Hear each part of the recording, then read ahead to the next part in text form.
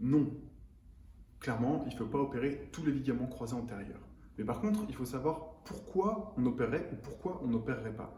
Aujourd'hui, les gens, même plus âgés, restent très sportifs et ont potentiellement besoin de leurs ligaments croisés antérieurs. Il faut aussi comprendre comment fonctionne le genou avec un système passif et un système actif de stabilisation, comme dans une voiture. La ceinture de sécurité, c'est un système passif qui est toujours en veille, qui est toujours tendu et qui nous protège de nous impacter sur le volant.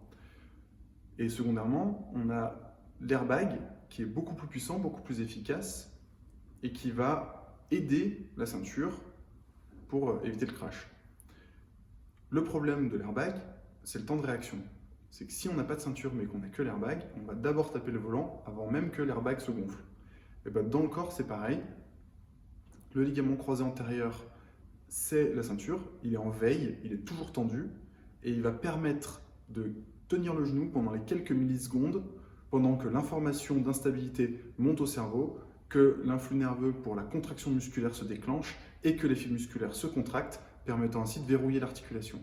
Et ces quelques millisecondes, s'il n'y a pas de croisé antérieur, chez un patient qui va faire un faux mouvement rotatoire, c'est les millisecondes de trop qui vont entraîner des lésions des freins secondaires, tels les ménisques ou d'autres ligaments autour du genou, et voire pire, des lésions du cartilage ou des troncs artério-veineux ou nerveux.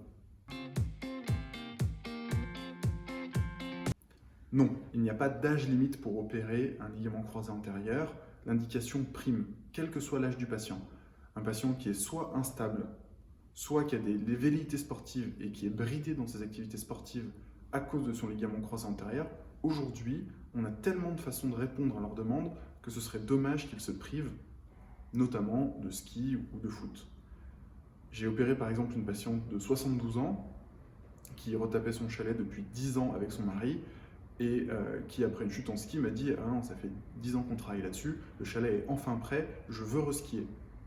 On a fait le nécessaire pour lui opérer son croisé.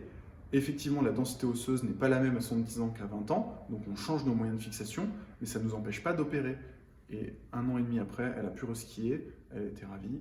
Et aujourd'hui, si on regarde la littérature, et même ce qui a été fait dans la société savante, le congrès, le symposium de 2018 de la Société française d'arthroscopie, un des thèmes, c'était le ligament croisé antérieur après 50 ans. Les résultats sont formels, ils sont bons, et il n'y a plus lieu aujourd'hui de dire à un patient « Arrêtez de faire du foot, arrêtez de faire du ski, vous n'avez plus de croisé, mettez-vous à la belote, ça ira bien ».